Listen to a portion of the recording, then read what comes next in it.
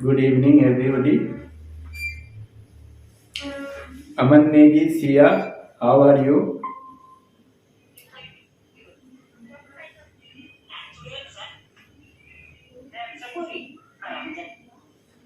हाँ, am I audible? सृष्टि, शिया, अमन, क्या मेरी आवाज आ रही है आपको? Yes, sir. Please put on your camera and yes, आप लोग कैमरा ऑन कर लीजिए। और सबसे पहले आप ये बताइए, आज का हर दिन का एक टॉपिक होता है। वीकली हम एक टॉपिक सिलेक्ट करते हैं, उसके पीछे लॉजिक होता है। आज का टॉपिक क्या है? आज का टॉपिक आपको पता है?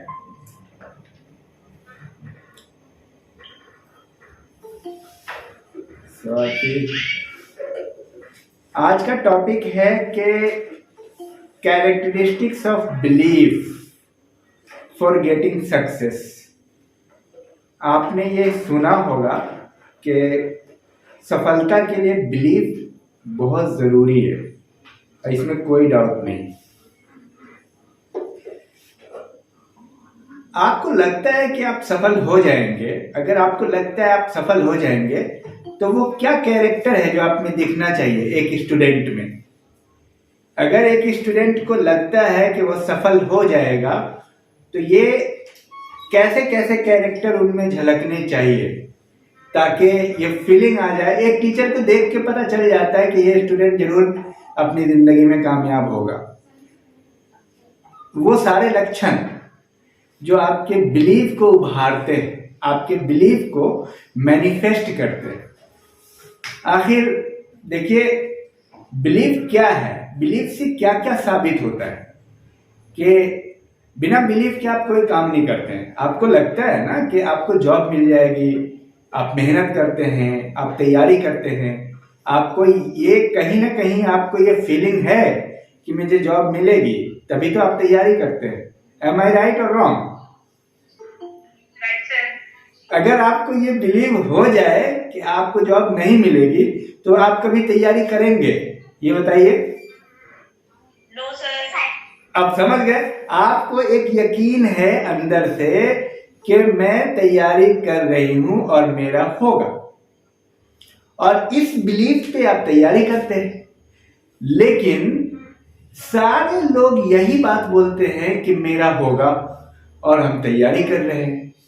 तो सवाल ये पैदा होता है, जो टॉपिक है वो ये है कि आखिर आप अपने आप को कैसे पहचानोगे कि आपका जो बिलीफ है सक्सेस को लेके, तैयारी को लेके, या जो पाना आप चाहते हो उसको लेके, वो आपका बिलीफ सच्चा है या झूठा है। एक क्लास में अगर 100 स्टूडेंट है और उसमें मान लीजिए कि 5 स्टूडेंट सक्सेस होते हैं और 95 सफल नहीं होते हैं किसी कारणवश, तो उन 95 में वो सारे क्या क्या गुण हैं जो नहीं थे, जो बिलीफ के कारण नहीं थे, और उन 5 में वो खास गुण क्या है? तो बिलीफ की वजह से क्या क्या कैरेक्टर जाहिर होता है एक इंसान में। आपने ये सुना होगा कि कामयाब लोगों का ना बचपन में ही पता चल जाता है कि वो सक्सेस होगा, 10th में ही, इंटर में ही। समटाइम्स कई बार टर्निंग पॉइंट आते हैं लाइफ में, लेकिन आम तौर पे कामयाब लोगों का की जो झलक होती है ना वो पहले से मिल जाती है। ऐसा नहीं है कि अचानक कुछ बड़ा होता है, पहले से ही उसके अंदर वो लक्षण होते हैं। तो सबसे पहले तो आप इन सवालों के जवाब दीजिए। आप में से कोई बताइए वो क्या क्या हो सकता है आपके अंदर, वो क्वालिटी एक स्टूडेंट के अंदर जो जो जिसके अंदर बिलीव होगा कि वो कामयाब हो जाएगा, वो क्या क्वालिटी होगा? बताइए। बहुत बेहतरीन प्रश्न है। अगर आपके अंदर ये क्वालिटी होगा तो आप ये मान के चलिए कि आप सक्सेस हो रहे हैं, बिल्कुल गारंटी है। अगर आपके अंदर ये क्वालिटी नहीं होगा तो ये मान के चलिए कि आपका विश्वास, आपका बिलीव झूठा है। तो आप ये बताइए, आप लोग बताइए कि आखिर वो कौन कौन कैरेक्टर्स होंगे, गुण होंगे जो एक इंसान के अंदर जो पहले से ही, बताइए। हाँ बोलिए, आप अपना इंट्रोडक्शन देके कहां से बोल रहे हैं और बता दीजिए। यस, आप सब जानते हैं, इन कैरेक्टर पे आपको ध्यान देना है ताकि आप कामयाब होंगे लाइफ में। बताइए। सृष्टि एंड आप में से कोई भी, आशीष, नेगी, अमन, सिया, स्वाति, शालिनी, हिमानी, आप लोग, हाँ, please try to answer this question.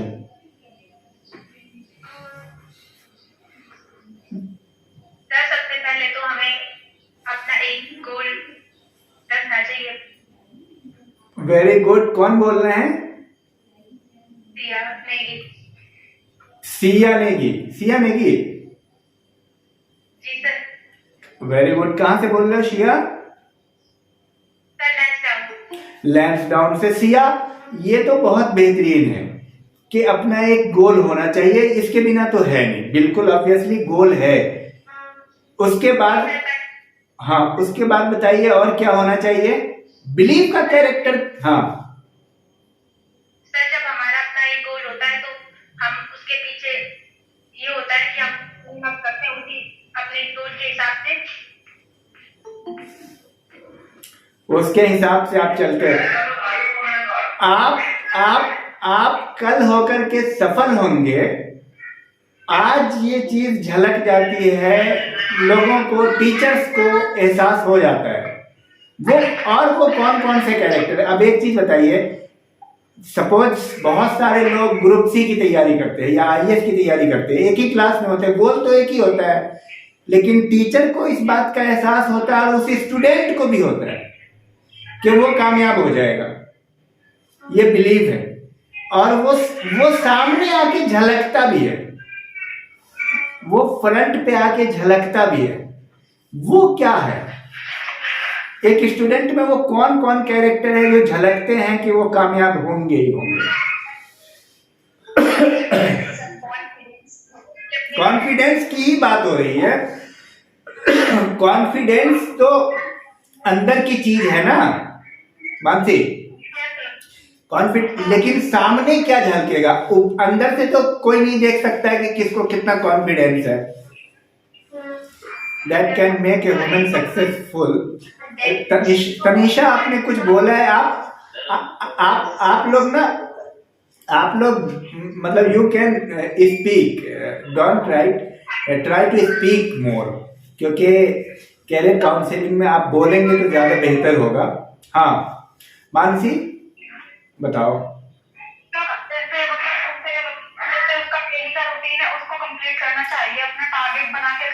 ये कौन बोला? क्या नाम है आपका? आप कहाँ से हो? बहुत बेहतरीन विद्या। देखो आप लोग इस विद्या की बात पे ध्यान दो। विद्या ने बहुत बेहतरीन चीज नोटिस की है। उस बंदे, सिर्फ ये बोलने से कि आपको बिलीव है, कॉन्फिडेंस है और आप हार्ड डिटरमिन हो, काम नहीं चलेगा। उस आदमी में दिखना चाहिए कि वो टाइम टेबल का कितना पाबंद है। यही है ना?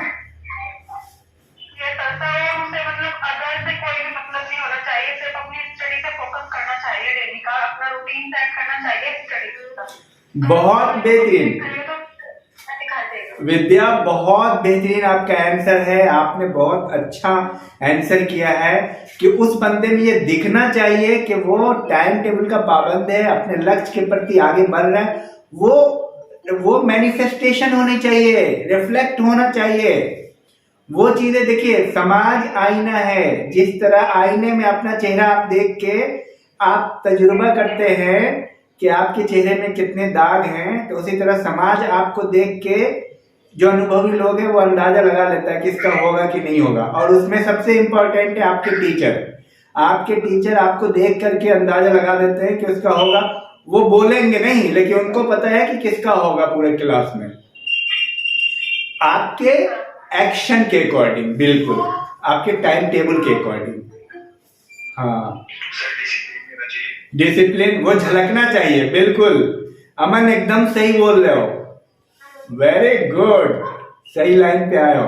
तो अगर आपके अंदर डिसिप्लिन नहीं है, टाइम टेबल का पाबंदी नहीं है, तो आप जो बोल रहे हैं कि आप आईएएस करेंगे, पीसीएस करेंगे, ग्रुप सी में जाएंगे, आर्मी में जाएंगे, तो ये सिर्फ बकवास है, ये बिलीव नहीं है।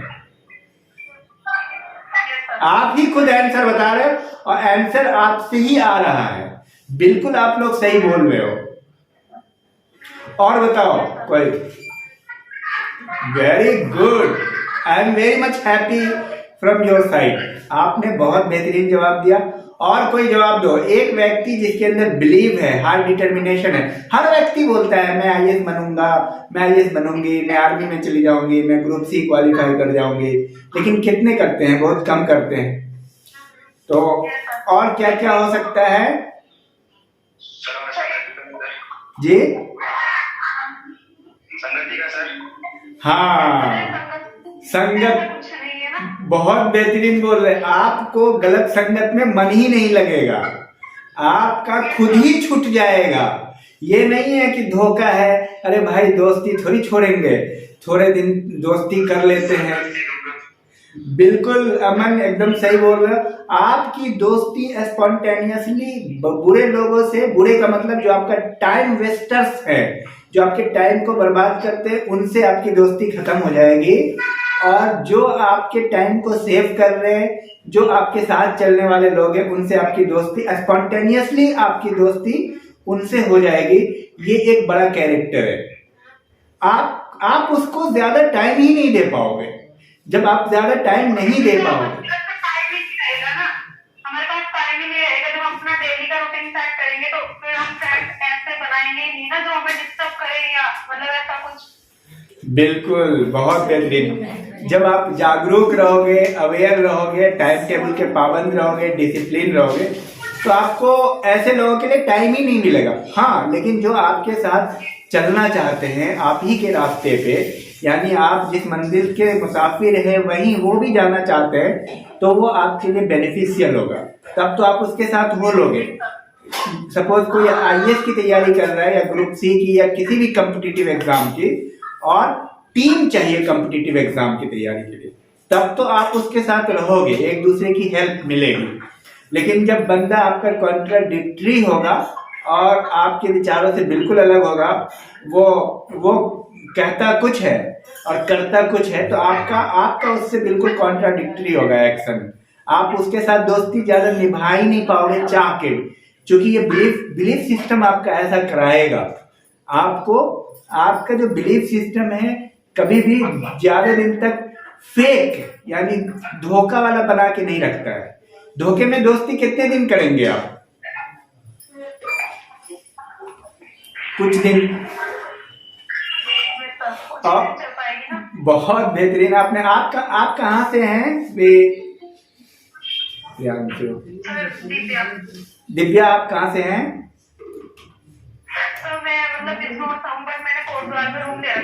अरे दिव्या, आप अक्सर आप आती हैं, वेरी गुड, वेलकम। ठीक ठीक। तनिष्क ने how successful you can be an. Tanishq, आपका जो आंसर है इस पे बहुत लंबा ड्राफ्टिंग है, उसको पढ़ पाना बड़ा मुश्किल होता है। आप बोल दीजिए प्लीज। तनिष्क, आप बोल रहे हो? हेलो। एटमॉस्फेयर का इफेक्ट पड़ता है, बिल्कुल। आपके सक्सेस का एक कैरेक्टर एटमॉस्फेयर का भी है।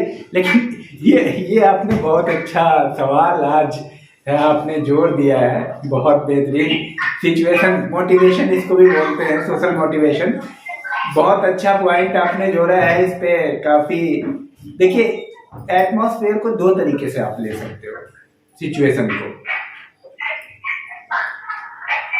सिचुएशन को आप दो तरीके से ले सकते हो। एक, देखो, हम जो मोटिवेट होते हैं दो तरीके से होते हैं, प्लीज पे अटेंशन। पहला ये है कि सोशल मोटिवेशन, आप जिस सिचुएशन की बात कर रहे हो, और दूसरा है सेल्फ मोटिवेशन। अब हमें एक चीज बताओ मेरे दोस्त, कि पहली बार किसी ने कोई काम किया है, सपोज एडिसन ने बल्ब का आविष्कार किया, तो किसको देखा वो कि बल्ब का आविष्कार करते हुए? किसी को नहीं देखा ना। Never give up attitude, you have patience to achieve your goal. Very good, बहुत बेहतरीन। देखिए, एक कैरेक्टर ये होता है कि आप कंडीशनल नहीं होते, यू आर अनकंडीशनल।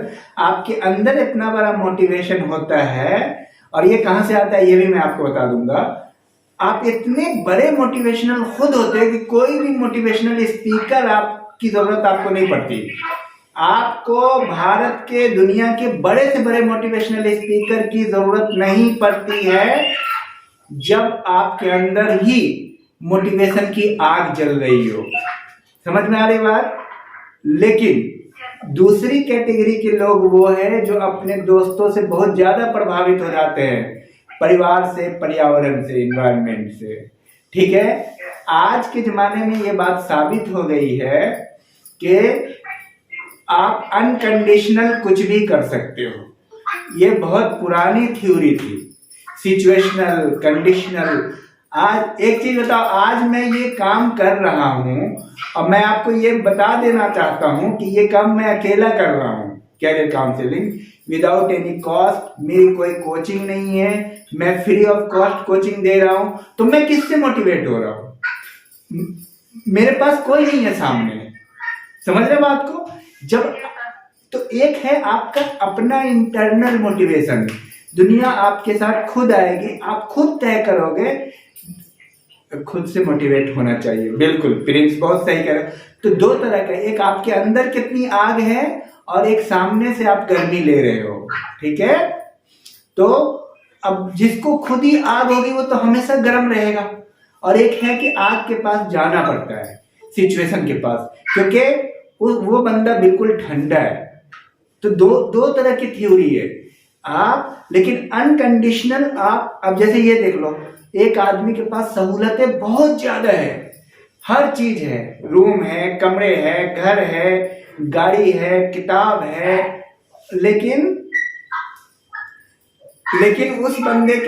उस बंदे का मोटिवेशन इतना हाई नहीं है, और वो बंदा उतना अच्छा नहीं कर पा रहा है। जबकि एक व्यक्ति के पास न पढ़ने के लिए किताब है, दोस्तों से लेके पढ़ ले रहा है, न रहने के लिए ठीक से घर है, न खाने के लिए सही से, वो आईएएस कर जा रहा है। सुना है कि नहीं? ऐसे एक नहीं है, ऐसे सैकड़ों में है। तो एग्जाम्पल इतने ज्यादा, एक्सेप्शन जनरलाइजेशन होता जा रहा है, इतने लोग रिकॉर्ड तोड़ रहे हैं। चपरासी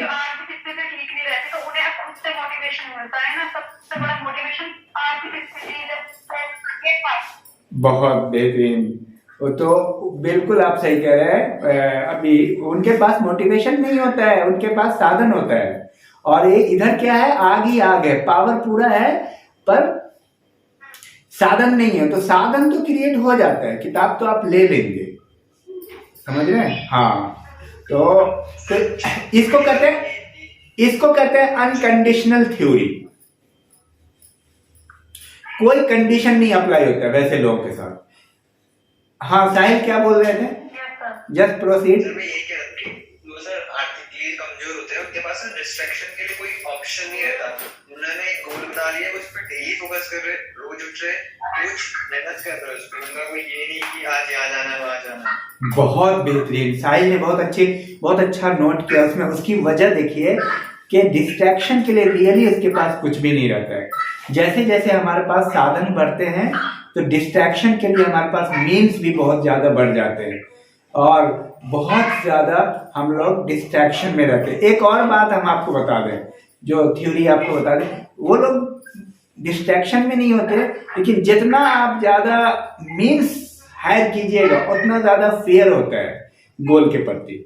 उनको डर भी नहीं होता है कि अरे मेरा नहीं होगा आईएएस, तो नहीं होगा, मेरे पास है क्या खोने के लिए। लेकिन उनको क्या होता है, वो जो है ना चिपके रहते हैं साधनों से। उनको रहता है कि कहीं ये ना चला जाए, दुकान छोड़ के हम पढ़ाई नहीं करें, क्योंकि दुकान में डेली का इनकम 10,000 का है। उनका ये भी रहता है थ्योरी। तो वो उतना बड़ा रिस्क नहीं लेते हैं। वो कहते हैं कि भाई हमारा तो डेली का इनकम 10,000 रुपए का है, तो हम इसको कैसे छोड़ दें? पापा का हम कॉपरेट करते हैं, दुकान में बैठते हैं, लेकिन वो बंदा जिसका इनकम डेली का 100 रुपया, वो 100 रुपया की भी कुर्बानी कर देता है, कहता है मेरे पास नहीं है, नहीं रहेगा तो क्या करेंगे, और उस चक्कर में वो चैलेंज लेता है और कुछ बन जाता है। Very good. और क्या क्या? अच्छा ये बताओ, देखो जो लोग एक्शन करते हैं, काम करते हैं, डिसिप्लिन में रहते हैं और सारे काम अनुशासन से करते हैं, उसके पीछे जो सबसे बड़ी वजह होती है वो होती है बिलीव। मैं एक बात साफ साफ आपको कह दूं कि इंसान को कभी भी, देखिए, किसी भी लायक स्टूडेंट को उसका माँ बाप कभी नहीं बोलता है पर सुबह पर शाम पर, कभी नहीं बोलता है। नालायकों को सुबह शाम बोला जाता है, कहाँ गए थे, पढ़ाई क्यों नहीं किया, किधर रहता है, कॉलेज कितने बजे गए, कितने बजे आए। क्यों? क्योंकि उसको बिलीव नहीं है, उसका बिलीव सिस्टम इतना वीक है कि उसको लगता ही नहीं कि वो कुछ कर पाएगा। जिसको बिलीव हो जाएगा, एक्शन खुद होता है। एक्शन कभी भी, याद रखना, बिना बिलीव के नहीं होता है। पहले हमारा दिमाग ना सिग्नल देता है। दिमाग सबसे बड़ा ब्रॉडकास्टिंग स्टेशन है। जितना कि रेडियो वेव नहीं है, मोबाइल नहीं है, उससे ज्यादा आप कभी कभी जो सोचते हो ना, जिसके बारे में, उसका कॉल आ जाएगा। होता है कि नहीं? क्योंकि आप जो सोचते हो, इसलिए कहते हैं सोच का फर्क पड़ता है। आप जो सोचते हो वो उस व्यक्ति पे उसका इम्पैक्ट होता है, क्योंकि ईश्वर ने, ऊपर वाले ने इसको ब्रॉडकास्टिंग, सबसे बड़ा ब्रॉडकास्टिंग स्टेशन बनाया है। यहां से जो रिफ्लेक्ट होता है वो सीधे वहां जाता है जो थॉट जिसके लिए होता है। ये बिल्कुल साइंटिफिक है।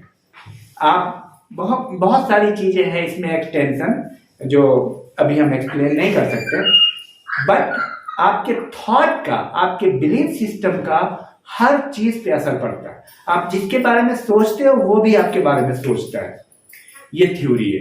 आप आईएएस के बारे में सोचते हो तो आईएएस भी आपके बारे में सोचता है। ऐसी थ्योरी है। आप जिस सब्जेक्ट मैटर के बारे में सोचते हो, जितना आपका उसके बारे में समर्पण होता है, आप उतना उससे क्लोज जाते हो, वो भी आपके क्लोज आता है। ये मैग्नेटिक थ्योरी है।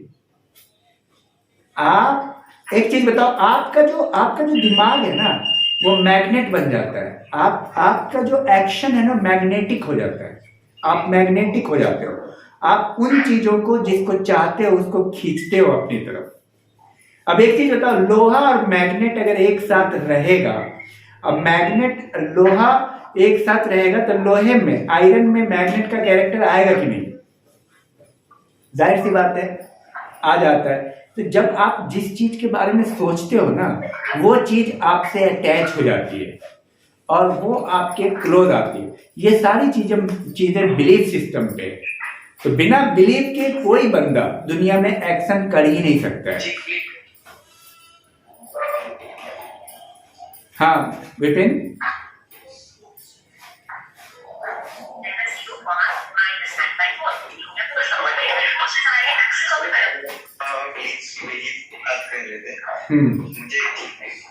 मुझे बच्चे जो जैसे कि कोई बच्चा है, उसने आज तक कुछ सोचा नहीं अपने गोल के बारे में। वो समटाइम जब अपने गोल के बारे में सोचता है तो वो इतना बड़ा गोल सोच लेता है कि वो वहां तक कभी पहुंच ही नहीं पाता। कभी कभी हमें बाय स्टेप आगे बढ़ना होता है। हम एक साथ नीचे जमीन से छत पे नहीं पहुंच सकते। कभी हमें स्टेप छोटे छोटे बनाने पड़ते हैं, तब जाके हम अपनी मंजिल में पहुंचते हैं। बिल्कुल। ये साहिल आपने बहुत ही मीनिंगफुल बात की, इसमें कोई शक नहीं। देखिए, हम एक दायरे में ही बड़ा और छोटा सोचते हैं। ये बात जान लीजिए। उस सर्किल में ही, जैसे हमारा एक सर्किल है कि इसमें आपको सोचना है कि आर्मी बनना है, आईएएस बनना है, सीडीएस करना है। उस सर्किल में आप भाई ये तो नहीं सोचते हो ना कि आप राजा बनोगे। ऐसा हम सोच नहीं सकते, क्योंकि हम जिस सिस्टम में होते हैं ना, हमारे दिमाग में जो चीज फीड होती है, जो सॉफ्टवेयर, हम उसी के अकॉर्डिंग काम कर सकते हैं। उसी दायरे में छोटा और बड़ा सोच सकते हैं। तो मतलब हम कभी कर सकते हैं जब वो गोल हमारा खुद का हो। अगर हम किसी और को देख, जैसे किसी को देख ले कि हाँ वो आर्मी का कर रहा है तो हम भी आर्मी का कर रहे हैं, तो हम तब नहीं कर सकते ना। हाँ, तब तो नहीं कर सकते। तो हम कुछ भी कर सकते हैं लाइफ में। कुछ भी कर सकते हैं। और साहिल, यहाँ पे आप जितने भी इनोवेटिव वर्क हुए हैं वो हट के ही हुए, वो आप अलग सोच के भी कर सकते हैं, डिफरेंट भी कर सकते हैं। ये एक बात मैं आपको बताना चाहूंगा, स्पेशली अभी जो सवाल आया था कि पहले पहले छोटा छोटा हम सोचेंगे, जितने भी दुनिया में बड़े काम हुए हैं वो दिखने में बड़े हैं, सब छोटे ही हैं। काम कोई बड़ा छोटा नहीं होता है, वो आपको दिखता है बड़ा। एक चीज बताओ, जब आपको कार चलाने आता है, बाइक चलाने आता है साहिल? Yes sir. बाइक चला, अब जिसको साइकिल भी चलाने नहीं आता है उसको बाइक चलाने के लिए दोगे तो क्या होगा? बाइक चलाना आसान है तो तुम्हारे लिए आसान है ना, लेकिन उसके लिए तो आसान नहीं है। बात तो सही सर। अब कार चलाने आता है तुम्हें? नहीं आता है? Yes sir. आता है या नहीं, ये बताओ साहिल। Yes sir. आता है। जिसको नहीं आता है उसको कितना टाइम लगेगा परफेक्शन में? यस सर, वो तो देखो, कोई भी काम आप कार जो है ना हाथ छोड़ के चला सकते हो, अगर रास्ता सीधा है तो कोई दिक्कत नहीं है, आप बात करते हुए चला सकते हो। एक नया बंदा जिसने कार नहीं चलाया, प्रैक्टिस नहीं है, तो दुनिया में कोई भी काम ना, एक चीज और है, जो काम आप नहीं किए रहते हो ना वो बहुत भारी लगता है, ये बात जान लेना। जैसे अभी आपको यूट्यूबर बनना बड़ा आसान लगेगा क्योंकि सब लोग यूट्यूब करने लगा, लेकिन यही यूट्यूब के बारे में लोगों ने 7 साल पहले, 8 साल पहले, जिन लोगों ने नहीं सुना था, जिन्होंने सुना था उन्होंने किया, उनके लिए बहुत आसान था। कोई भी काम छोटा या बड़ा का डिफिनेशन इस बात से होता है कि उस काम की मालूमात आपको कितनी है। सपोज अब मैं तुम्हें एक एग्जांपल से भी बताता हूँ। मैं बना प्रोफेसर, मुझे प्राइमरी टीचर बनना ज्यादा टफ लग रहा था, तो तुम्हारी नजर में अगर हम देखें, छोटे छोटे स्टेप लेके आगे बनते, तो हम आज पहले प्राइमरी टीचर होते और उसके लिए पहले 5-10 साल मेहनत करते, फिर धीरे से बनते हाई स्कूल में टीचर, अब फिर बनते, और अगर यही स्टेप डॉक्टर अब्दुल कलाम लेते तो अभी बेचारे वो प्रोफेसर बनते, तब तक वो रिटायर हो चुके होते। तो ऐसा आपकी बात में जो है ना लॉजिकल है, बट इसको थोड़ा आप आगे लेके सोच सकते। ये चीजें इलॉजिकल कहां पे हो जाती है कि अंडरस्टैंडिंग पे डिपेंड करती है। किसी भी काम को आप बड़ा छोटा, मैं आपको बता रहा हूं, प्राइमरी टीचर बनना ज्यादा टफ है आईएएस बनने से। तो आपको लगा अरे ये कैसे? अगर आपको रास्ता समझ में आ गया तो बहुत आसान है आईएएस बनना, उसके प्रति बिलीव आपको हो गया। अब इसको मैं दूसरे एग्जांपल से, क्योंकि ये एग्जांपल आपको बड़ा सरप्राइजिंग लगेगा। अगर आपको दिल्ली दूर है और दिल्ली का रास्ता चौड़ा है और आराम से जा सकते हैं, बट 12 घंटा लगेगा, और एक रास्ता बहुत भीड़ वाला है लेकिन 4 घंटा लगेगा। टफेस्ट तो वो है जो भीड़ वाला रास्ता है, समझ रहे हैं? तो ये इस पे डिपेंड कर रहा है कि आपको उस टॉपिक पे, यानी उस सब्जेक्ट के बारे में, उस पोस्ट के बारे में कितना अंडरस्टैंडिंग है। अब किसी बंदे को ये पता चल जाए कि कार चलाना आसान है, बाइक चलाना ज्यादा टफ है, तो वो ज्यादा नर्वस नहीं होगा। तो बहुत सारे मैडम जिन्होंने आप देखा होगा कि वो कार चलाती हैं रोड पे, वो बाइक नहीं चला सकती, उन्हें नहीं आता साइकिल चलाने। तो इस मेथड से जो आप बोल रहे हैं, तो पहले तो उसको बाइक सीखना चाहिए, यानी छोटी छोटी चीजें। तो ये थ्योरी उस वक्त तक लागू होती है जब तक हमारी अंडरस्टैंडिंग उस लेवल तक है। अगर आपकी अंडरस्टैंडिंग किसी टॉपिक पे बहुत क्लियर है, तो कोई भी सब्जेक्ट बड़ा और छोटा नहीं होता। आपको एक और बात पता है, कई लोग ना बाइक चलाना जानते हैं ना कार चलाना, वो हवाई जहाज उड़ाते हैं। तो आप ये देखिए वो कैसे कर रहे हैं। तो दोनों अपने अपने पर्सपेक्टिव पे है। सबसे पहली बात यह है, हम जो बनना चाहते हैं हम उसके बारे में और अपने बारे में, दोनों चीज के बारे में, उस लक्ष्य के बारे में, यानी आईएएस के बारे में, अगर आप आईएएस बनना चाहते हैं, और अपने बारे में कि अपनी काबिलियत क्या है। अगर ये बात अगर आपको अच्छे से समझ में आ जाती है तो फिर आपको कोई नहीं रोक सकता। अगर हमने सोच लिया हमें तारों पे जाना है और बिना काम का अपना बिलीव बनाए हुए हैं कि मैं तो तारा पे जाऊंगा, मान लिया जुपिटर पे जाएंगे, सैटर्न पे जाएंगे। तो और जिसका कोई मतलब लॉजिक नहीं है। आप न्यूटन ने भी कोई काम जो किया है वो समाज के दायरे में किया है। दायरे की बात मैं जरूर कर रहा हूं। जैसे भाई आम सेब जो है ना, ग्रेविटेशनल फोर्स के कारण जमीन पे गिर रहा है, अब उसको सोच रहा है वो आउट ऑफ द वे जाके। जी, जैसे आलस आ जाता है कभी कभी पढ़ते पढ़ते, फिर उसके बाद उसको दूर कैसे करें? बहुत अच्छा है सवाल, बहुत बेहतरीन। आप अपना नाम बता दो, बहुत बेहतरीन सवाल है। तो आपको दोनों से ट्रेनिंग लेनी चाहिए ना, दोनों देखो कितना मोटिवेशनल। शायद सही बोल रहे हो। देखिए, आलस आता है उसकी दो वजह है। देखिए, दुनिया में कोई भी काम करने के लिए इस बात को देखिए, मोटिवेशन कितना भी हो, सही है कि आपको मतलब आपको हेल्थ के पॉइंट ऑफ व्यू से फिट रहना है। हेल्थ की प्रायोरिटी पे आपको जरूर ध्यान देना है। नंबर 1 पे आपको हेल्थ, क्योंकि आप जो भी काम करोगे, जो बिलीफ सिस्टम आपका काम करेगा वो आपकी किडनी को ठीक नहीं करेगा, वो आपके इंटेस्टाइन को ठीक नहीं करेगा। अगर आपने गलत चीज खाया है और तो जाहिर सी बात है वो सिस्टम उसके अकॉर्डिंग चलेगा। तो आपको हेल्थ पे फोकस रखना है। और अब उसके बाद मैं बता रहा हूं, अगर आपका बिलीफ सिस्टम है तो यही व्यक्ति, मैंने एक ही व्यक्ति को देखा है जो 8 बजे उठता है, वो कल होके 4 बजे उठता है। ये जो आपको आलस आता है ना, इसके भी पीछे कहीं ना कहीं बिलीफ सिस्टम का रोल है। ये बहुत बेहतरीन आपने नोटिस किया है। बिलीफ सिस्टम को स्ट्रॉन्ग करने की जरूरत है। आपका आपके गोल के प्रति बिलीफ कितना स्ट्रॉन्ग है, उसके अकॉर्डिंग आप तैयारी करते हैं जिंदगी में। ये सारी चीजें एक्सक्यूजेज है। हेल्थ सबसे बड़ा एक्सक्यूज है। अमेरिकन साइंटिस्ट है, वो बोलते हैं, इसको बोलते हैं एक्सूटाइटिस डिजीज नाम देते हैं। बहुत सारे एक्सक्यूज है, उसमें सबसे बड़ा एक्सक्यूज है हेल्थ ही में आएगा वो कि सुस्ती आती है, डलनेस। आप हेल्थ पे काम करें और बिलीफ सिस्टम को स्ट्रॉन्ग करें। इसलिए मैं बोलता हूँ, मैं ये कभी नहीं बोलता हूँ कि आप एक्शन करो, मैं ये बोलता हूँ आप बिलीव इतना स्ट्रॉन्ग बनाओ, एक्शन खुद होगा। आप एक बात बताओ, आम तौर पे आप ये देखिएगा कि आप कुछ मतलब कई बार इमोशनल हो करके बिना खाए पिए 15-15 घंटा रह जाते हो। डिफरेंट मतलब एक्शन आप करते हो बिना खाए पिए। वो कहां से कर पाते हो? वो करते हो आप बिलीफ से। समझ रहे हो बात? जिस दिन ये बिलीव आपके पर्पस के प्रति हो गया ना, उस दिन आपको आप रात भर जाग जाते हो, कई बार चैट करते हो रात भर।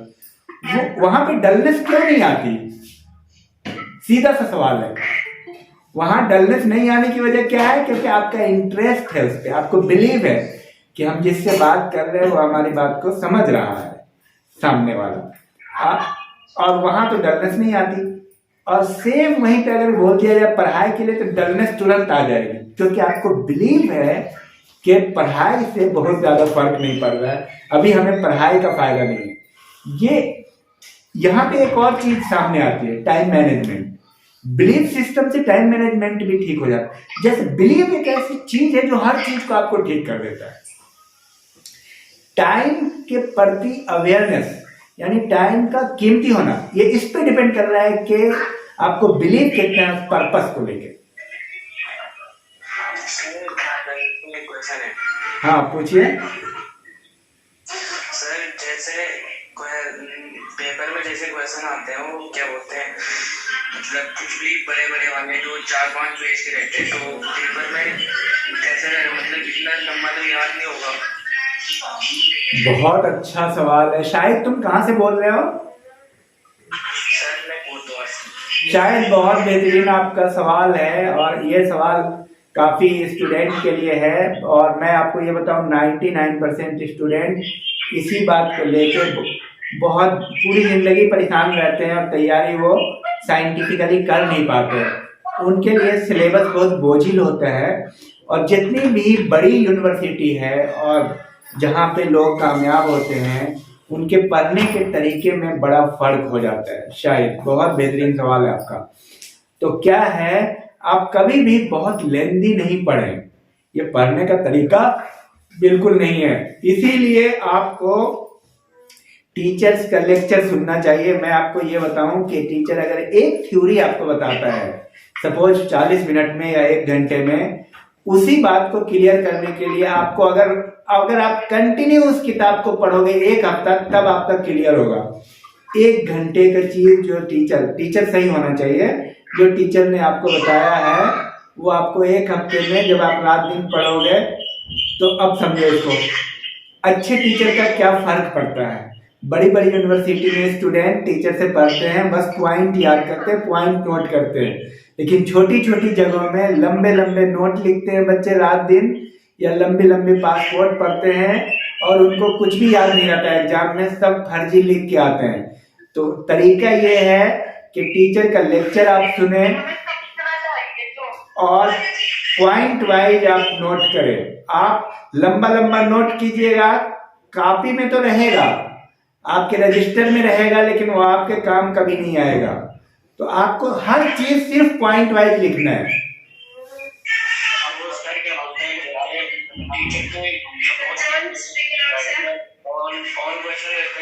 हाँ, तो वो सब कैसे ना होगा? आपकी आवाज में शायद थोड़ा तेज बोलना। निदा बिल्कुल सही बोल रहे। जैसे मैंने हिस्ट्री के नोट आपको बनाए हैं ना, वो तरीका आपको अपनाना चाहिए। आप सपोज मान लिया 8 पॉइंट लिखे एक में, एनुअल एग्जाम में ब्रिटिश लैंग्वेज में आंसर लिखे या आपने, वेरी गुड। मैं बताता हूँ, बाकी सारे क्वेश्चन वो कैसे होगा? बाकी सारे क्वेश्चन भी तो रहेंगे इतने लंबे बड़े। नहीं, आप बहुत बेहतरीन, शायद अच्छा है सवाल आपका। आप जब उसको पढ़ोगे, 1 सेकेंड, आप जब लंबे लंबे क्वेश्चन पढ़ो और जिसमें कोई पॉइंट नहीं है, मान लो, तो क्या करना है, उनमें पॉइंट क्रिएट करना है आपको। आपको खुद पॉइंट क्रिएट करना है और अपना पॉइंट बनाना है, और पॉइंट के हिसाब से आप याद करो। एग्जाम में जैसे लिखना है वैसे लिखो, पैराग्राफ से लिखना है तो पैराग्राफ से लिखो, पॉइंट से लिखना है तो पॉइंट से लिखो, लेकिन आप याद पॉइंट से करो। मेरी बात समझ में आई? पॉइंट बना के याद करो, बड़ा बड़ा पैराग्राफ याद नहीं होगा। और ज्यादा सोचना होगा। क्या बोल रहे हो? सॉरी। हाँ,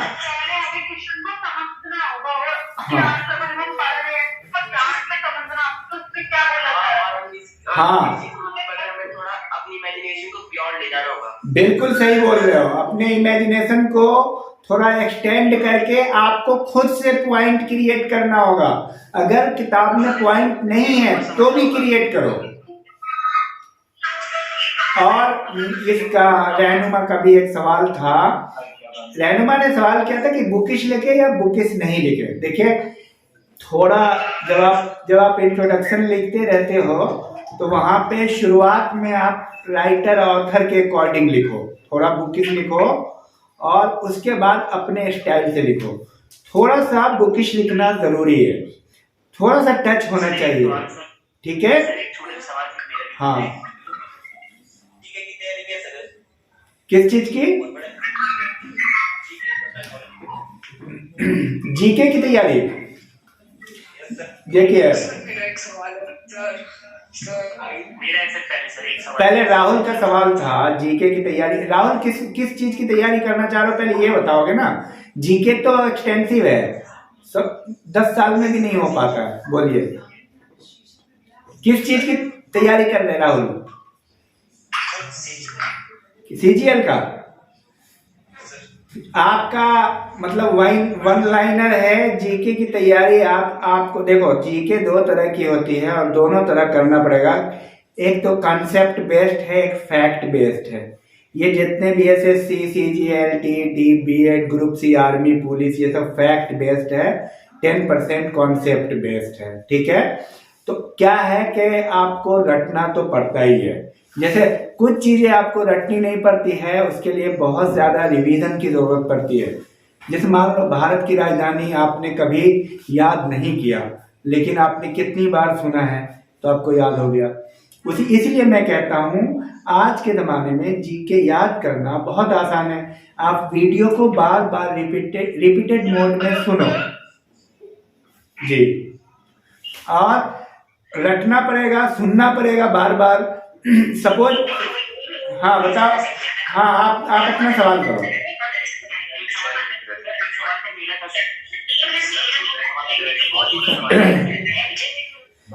ज्यादा से ज्यादा प्रैक्टिस कीजिए एमसीक्यू। मतलब आप ये समझिए ना, आपका 1 मिनट भी कीमती है। मैं ये बोलता हूँ हर 1 मिनट का आप फायदा उठाइए। सर एक छोटे से सवाल है सर जैसे सर हम अपने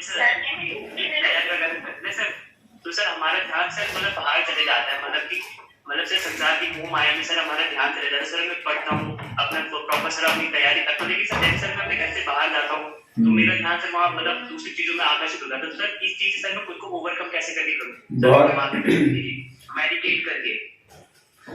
एक तो नहीं, एक तो एक राहुल तुम एक्सरसाइज या रनिंग जरूर करो, पहला पॉइंट, ठीक है। जब आप एक्सरसाइज या रनिंग करते हो तो ये अपने आप में आपके सारे जो जितनी भी हलचल चलती है ना दिमाग से वो निकाल देता है। और दूसरा, आपको बिलीफ सिस्टम, आप जिस काम के लिए जो गोल कमिटमेंट आपको बढ़ाना पड़ेगा, और उसी के बारे में वैसे ही दोस्तों से आपको दोस्ती करना पड़ेगा। अगर आप ऐसा करना चाहते हो तो भेड़ चाल में अगर चलना चाहते हो तो रिजल्ट भेड़ वाली होगी।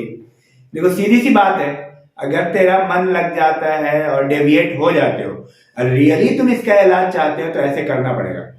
तुम उतना टाइम जितना तुम इधर उधर में बर्बाद करते हो जिम में दो, एक्सरसाइज में दो। सबसे बेस्ट एक्सरसाइज है रनिंग जरूर करो। रनिंग से आपका आधा दिमाग साफ हो जाएगा, जो दिमाग में आपके चल रहा है वो खत्म हो जाता है। उसके बाद आप जो है ना कॉन्शियस होकर के आप अपने गोल कमिटमेंट पे फोकस करो। अब बाकी अगर भेड़ चाल में चलोगे तो जाहिर सी बात है फिर तुम कुछ जो बनना चाहते हो वो तो तुम बन नहीं पाओगे। बिलीफ सिस्टम को स्ट्रॉन्ग करना पड़ेगा, तभी आप जो है ना बाहर निकलेंगे। तो आपके दिमाग में भी वही चलते रहना चाहिए कि मुझे ये क्वालिफाई करना है। अगर yes proceed, next proceed, yes Sonali. Sir यहाँ पे गोल्स के बारे में बात कर रहे हैं, बट सर हम वो गोल सेट कैसे कर रहे हैं? मतलब कौन सी चीजें बेसिस होनी चाहिए हमारे गोल सेट करने में? आप जो सबसे ज्यादा एक्टिविटी में अच्छे होंगे उसका आप गोल सेट कर सकते। देखो गोल के बारे में मैंने कई बार बात की है और बहुत ही बेहतरीन सवाल है। गोल सेट जो है आप अपने इंटरेस्ट के अकॉर्डिंग, आप अपने डिजायर के अकॉर्डिंग और आप अपने एनर्जी के अकॉर्डिंग समझ रहे। सपोज आप हमें ये बताओ, हम आपको बोलना चाह रहे हैं सोनाली तुम क्रिकेट खेलो, तुम जवाब दो, तुम क्रिकेटर बन जाओ। देखो यहीं से निकल जाएगा आंसर। तुम जवाब दो, तुम बोलो नहीं सर मजा नहीं आता है, मैं क्रिकेटर नहीं बन सकता। इंटरेस्ट बहुत सारी चीजों में है ना, अगर बाइक में जो बहुत सारी चीजों में नहीं, इंटरेस्ट है तो मैं कैसे? तो आपको प्रायोरिटी देखनी है 2-3 चीजों की। आप क्या चाहते हो लाइफ से, ठीक है। जीवन में क्या क्या चीज की प्रायोरिटी होती है। एक होता है दौलत, एक होता है इज्जत, एक होता है पहचान, सम्मान। समझ में आ रही बात? आप क्या चाहते हो? अगर आप बिजनेस चाहते हो, आप पैसा कमाना चाहते हो, अगर आप इज्जत चाहते हो तो आईएएस करना पड़ेगा, एजुकेशन पे फोकस करना पड़ेगा थोड़ा अपने आप को। और आपका इंटरेस्ट सर्वोपरि है, नंबर 1 पे इंटरेस्ट है। तो आप अपने इंटरेस्ट को और आप अपनी एनर्जी को भी, अब मान ले मेरा इंटरेस्ट है सपोज क्रिकेटर बनना, लेकिन हमारे अंदर एनर्जी ही नहीं है क्रिकेटर बनने की, तो ये इन 4-5 फैक्टर को आपको देखना पड़ेगा। आपकी एनर्जी लेवल क्या है, क्या आप बड़ी क्रिकेटर बन सकती हो, आप अपने को टटोलो। दिस इज बिलीफ सिस्टम, ये तुम्हारा अंदर का बिलीफ कहता है। कई बार क्या होता है हमारा बिलीफ नहीं कहता है, हम जबरदस्ती करते हैं, कहीं हो जाएगा, कहीं नहीं होता है, धोखा से नहीं होता है। तो आप अपने मन से पूछो, एक सेकंड साहिल, आप अपने मन से पूछो, आप अपने आप को टटोलो कि तुम उस लायक हो, तुम्हें लगता है कि तुम्हारा बिलीफ क्या कहता है, तुम्हारा मन क्या कहता है, तुम कर पाओगे कि नहीं। तुम्हारे मन में और दिल में ना, मतलब जो हार्ट है और माइंड है, दोनों में कॉन्ट्राडिक्टरी है। दोनों, एक तो कहेगा यार कर ले, एक तो कहेगा नहीं तेरे को तो है ही नहीं ताकत। तो तुम ये सोचो कि रियली क्या है, दोनों का एनालिसिस तुम्हें खुद करना पड़ेगा। वैसे ही जैसे एक लड़का किस लड़की से शादी करेगा ये कोई टीचर नहीं बताएगा। इन दोनों लड़की में कौन बेहतर होगी वो कैसे पता चलेगा, और वो उसे जानता भी नहीं है। तो यहाँ पे सारी चीजों को सामने रखते हुए एनालिसिस करेगा वो, ठीक है। तो आपको मैं बता दे रहा हूं, आपको डिजायर, सबसे ज्यादा डिजायर, आपकी एनर्जी, टाइम, कितना टाइम आप दे पाओगे। अगर अब सपोज कोई व्यक्ति आईएएस बनना चाह रहा है और टाइम उसके पास 1 ही साल है, तो सोच सकते हो। अब आप हमें ये बताओ, आपने एक खेत लिया, एक जमीन लिया, और जमीन आपके पास 2 साल के लिए रहेगी, तो क्या आप उसमें आम का पेड़ लगाओगे?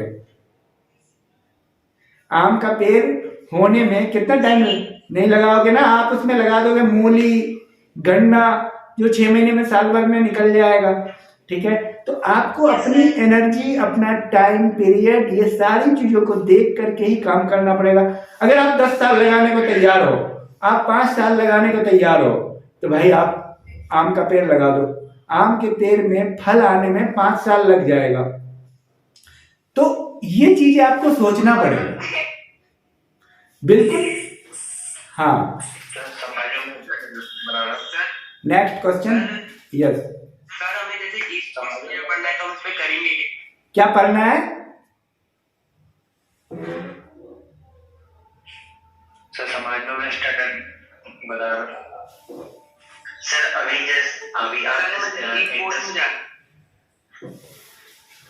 अमन बोलो। हाँ, क्या बोल रहे थे? समाज में स्टैंडर्ड भी होता है। समाज में स्टैंडर्ड भी होता है, तो स्टैंडर्ड तो हर जगह होता ही है। क्या बोलना चाह रहे हैं? स्टैंडर्ड तो हमारा बन ही जाएगा, हम अपना गोल अचीव कर लेंगे या कुछ भी बन जाएंगे। जो मतलब जैसे दूसरे हमें बोलते हैं कि कुछ तो नहीं होगा, ये हाँ, वो चीज हम अचीव कर लेंगे, तो फिर तो हमारा स्टैंडर्ड बन ही जाएगा ना। ओहो, बेहतरीन, बहुत अच्छा आपने बात रखा है। देखिए, जब आप कोई काम करना चाहोगे, आप उसको डिजर्व करते हो या नहीं, दुनिया फैसला नहीं करेगी, दुनिया पहले तुम्हारी आलोचना करेगी। ये बात ध्यान में रख लो, ठीक है। अगर दुनिया आलोचना कर रही है और तुमसे जलने लगी है, तो समझो तुम सही रास्ते पे चल रहे हो। अगर तुम यारों दोस्तों के साथ घूम रहे हो और सब तुम्हारी तारीफ कर रहे हैं, तो इसका मतलब तुम, तेरा खेल खत्म है। अगर लोग तुमसे जलना शुरू कर दिए हैं, तो वो दिन लाओ अपने लिए कि लोग तुम्हें स्टैंडर्ड ना समझे, आलोचक बने तुम्हारे। देखना फिर इसके बाद प्रक्रिया आती है जब प्रशंसा की। प्रशंसा आपकी पहले आपको खुद करनी होगी। इसलिए डॉक्टर अब्दुल कलाम और बड़े बड़े मोटिवेटर क्या बोलते हैं? सुबह उठो, बोलो I can do, I am the best. ये बोलना है आपको। दुनिया शुरू में आपको नहीं बोलेगी कि आप अच्छे हो, आपको खुद को बोलना है कि आप सबसे अच्छे हो और आपको करना है। ये बात बोलना भी है, मन में बोलना है। हाँ, you can do it, you are the best, ये भी लाइन बोलना है। You, I am the best. मैं बोलता हूं, मैं आपको बता रहा हूं। दुनिया, अजय, मैं ये काम कर रहा हूं तो हमारे, हाँ, निदा, एक सेकंड, निदा, हाँ पूछो। सर, मैं आईटीआई कर रहा हूँ सर, यहाँ से देहरादून से ना। तो सर, इसमें आईटीआई का सर क्या गोल है आगे जो अच्छी जॉब मिल सके? आईटीआई में तो मुझे लगता है काफी अपॉर्चुनिटी है। आप गवर्नमेंट जॉब की तैयारी कीजिए, आपको मिल जाएगी। गवर्नमेंट सेक्टर में काफी वैकेंसीज आती है, और एक तो आपका पेपर उसमें, मतलब कॉमन जीके तो आपको जानना ही पड़ेगा। जीके पे जो बेसिक जीके है, मेरा बेसिक कोर्स है ग्रुप से जुड़ करके। आप ग्रुप से जुड़े हैं कि नहीं राज? आप ग्रुप से, तो उसमें ऑलरेडी नंबर है, मोबाइल नंबर है, उस मोबाइल नंबर पे अपना नाम लिख करके भेजेंगे, ग्रुप से जोड़ेंगे। मेरा एक कोर्स है जीके बेसिक कोर्स, उसको आप कर लेंगे और साथ साथ में जो आपका पेपर है आईटीआई का ना, उसको आपको करना पड़ेगा। एमसीक्यू आता है, बहुत आसान है। अगर आप टारगेट लेके चलते हो तो बहुत इजी है आपको जॉब प्राप्त करना, क्योंकि प्रोफेशनल होने के बाद जो है ना आमतौर पे लोग जो है ना जॉब करने लगते हैं प्राइवेट सेक्टर में, तो आपको मौका अच्छा मिल जाएगा। तो अमन जो है ना, शुरू में हमें इज्जत हासिल करने की कोशिश नहीं करनी चाहिए। तुम अपने को तैयार रहो कि लोग कितना बेइज्जत करेगा, इसके लिए तैयार हो जाओ। और अगर हाँ थोड़ी देर पहले भी इंटरेस्टिंग की बात हो रही थी कि हमारा इंटरेस्ट कहाँ होगा। बिल्कुल। आपने बहुत अच्छा पॉइंट बोला कि पहले मैं इज्जत की बात नहीं करनी चाहिए। तो मैं छोटा सा एग्जांपल देना चाहूंगा कि सर जो एमबीए चाय वाला है, उसने चाय बेच के मतलब अपना धंधा शुरू करा था, आज वो करोड़ों में कमा रहा है। बिल्कुल। चाय बेच रहा है, उसको कितनी शर्म आ रही होगी। अब तुम ये बिल्कुल साहिल, हर कोई बहुत बेहतरीन उदाहरण आपने दिया साहिब। आप ये देखो, वो लड़का मतलब कुछ आईएएस पीसीएस की तैयारी कर रहा था या किसी भी कॉम्पिटिटिव एग्जाम की, दिल्ली में जाके रोड पे चाय बेच करके छुप छुपा के चाय बेच रहा था। तो आप अंदाजा करो उसको इज्जत थोड़ी थी, उस समय इज्जत नहीं मिलती है। पहले तुम्हें माइंड मेकअप करना पड़ेगा। अगर माइंड मेकअप कर लिए तो आसान हो जाएगा तुम्हारे लिए कामयाबी पाना। कि अरे इज्जत, तुम ये समझो मेरी इज्जत क्या है अभी, अब मत करे इज्जत। और ये बिलीव तुम्हारे अंदर तब आएगा जब तेरे अंदर कुछ होगा। ये भी बिलीव आती है बात, ये बहुत हाई लेवल पे आती है। जब तेरे अंदर ये बिलीव आ गई, अरे मेरा तो इज्जत ही नहीं है, तो तेरे को कोई रोक भी नहीं रहा है कामयाबी से। ये भी फैक्ट है। अब तुम इज्जत की परवाह करोगे तो तुम कामयाब नहीं हो पाओगे। तो इज्जत ही प्राप्त करते रहो, झूठी इज्जत, आर्टिफिशियल रिस्पेक्ट के पीछे लगे रहोगे। तो तुम्हें पहले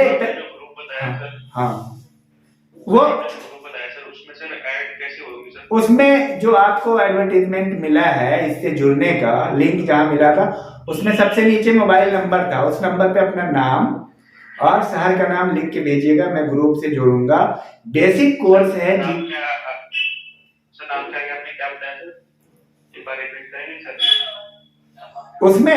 उसमें लिखा हुआ career guide doctor Afroz Iqbal. हाँ, आप अपना नाम और शहर का नाम, आप कहाँ से हो राहिल? Very good. हाँ, तो आप लिखेंगे। अब बेसिक कोर्स को आप कंप्लीट कर लीजिए। बहुत छोटी छोटी चीजें हैं और आमतौर पे ये बेसिक बातें लोगों को नहीं पता रहती है। इस चक्कर में भी हमारा टाइम और एनर्जी बर्बाद होता है। लोगों को अच्छा दिखाने के चक्कर में हम बर्बाद रहते हैं। हमें एक चीज जान लो, हमें किसी से इज्जत नहीं चाहिए। जिस दिन तेरा टाइम आएगा, एक दिन तुम्हारा टाइम आएगा, फिर लोग तुम्हें इतनी इज्जत देंगे ना, बोलने की जरूरत नहीं है। इसलिए इज्जत के पीछे, पैसे के पीछे नहीं भागना है। ये आएगा, जो इसके पीछे भागता है वो उसको ये नहीं मिलती। समझ में आ रही बात? इनके पीछे भागना नहीं है। सर अगर हमें ना वर्ल्ड को अपसाइड डाउन करना है तो हम क्या करें? किसको? हेलो, पार्डन सर, एसएससी के लिए भी है आपको? हमारे यहाँ एसएससी के लिए जीके का कोर्स है, जो बेसिक कोर्स है जीके का कोर्स है। जीके में आपको परेशानी नहीं होगी। लूसेंट की मैथमेटिक्स और ये आप ले लीजिए, इंग्लिश वो सफिशिएंट है। रिकॉर्डिंग है? कौन सी? ये रिकॉर्डेड है। वो लाइव का क्या है कि लाइव और रिकॉर्डिंग में एक ही चीज है। रिकॉर्डिंग में कंफर्टेबिलिटी होती है, जब चाहिए 12 बजे रात में अपनी अपनी सहूलत के अकॉर्डिंग आप लिख लीजिए, याद कीजिए, ठीक है। और देखिए, सबसे इम्पोर्टेंट बात यह है कि अब एक्चुअली ये है ना कि हम कहीं और जॉब भी करते हैं, हम बाज़ाब्ते, आपको पता नहीं होगा, मैं उत्तराखंड का एकेडमिक एक्सपर्ट हूँ। मुख्यमंत्री पुष्कर सिंह धामी ने हमें कोचिंग एक्सपर्ट बनाया है, पता है आप लोगों को? Yes sir. हाँ, तो हम 9 से 5 ड्यूटी करने के बाद ये काम करते हैं। तो हम स्पेशली आपको 2 घंटा नहीं दे सकते क्योंकि हमारे पास भी टाइम का बॉन्डिंग है। और वीडियो बनाने में के क्रम में एक आसानी होती है, जब चाहिए अपने अकॉर्डिंग आप वीडियो बना लीजिए, जब चाहिए उसके अकॉर्डिंग आप तैयारी कर लीजिए। अब आप ये बताओ कि 12 बजे दिन में आपको कोचिंग जाना है या 9 बजे जाना है तो आप बंध जाते हो ना, लेकिन वीडियो से आप बंधते नहीं हो, तो इसका बड़ा प्लस पॉइंट है। हाँ, प्रोसीड क्वेश्चन। निदा, आप क्वेश्चन बताओ। सर मेरा इसी से रिलेटेड क्वेश्चन था सर, मैथ की हम तैयारी किस तरह करें? इसमें सीसेट में 10th स्टैंडर्ड की मैथ आती है ना? हाँ, सीसेट में 10th स्टैंडर्ड की जो मैथ आती है, देखिए मैथ को आपको लेकर के चलना है। मैथ के प्रति बहुत ज्यादा मतलब हवा में नहीं रहना है कि बहुत बड़ी चीज है। मैथ इस लेवल 10+2 लेवल का नहीं होता है कि आपसे सॉल्व नहीं होगा, इजी होता है। बट उसके लिए सबसे बेहतर तरीका है कि आप पूर्व के 10 साल के जो प्रश्न हैं सिर्फ उसको आप प्रैक्टिस करें। ये इतना टफ काम नहीं है। अब मैं आपको थोड़ा इसका बैकग्राउंड बता दूं, इसकी वजह क्या है, मैं क्यों बोल रहा हूं। हम जब नेट की तैयारी कर रहे थे, फर्स्ट पेपर रीजनिंग और मैथ होता है, उसमें सुना है आपने निदा, और हमारे साथी मोटी मोटी किताब पढ़ रहे थे। इसलिए मैं आपको बता रहा हूँ, स्किल और टेक्नोलॉजी का बहुत बड़ा रोल है। पॉइंट, ये सारी चीजें जो हमने डिस्कस की, अभी कुछ स्टूडेंट पूछ रहे थे, हमने क्या किया, मेरे दोस्त थे और वो बोल रहे थे यार किताब खरीदना है। किस चीज का? तो बोल रहा था रीजनिंग का किताब खरीदना है नेट क्वालिफाई करने के लिए। वो अभी बैंक मैनेजर है, बैंक में है।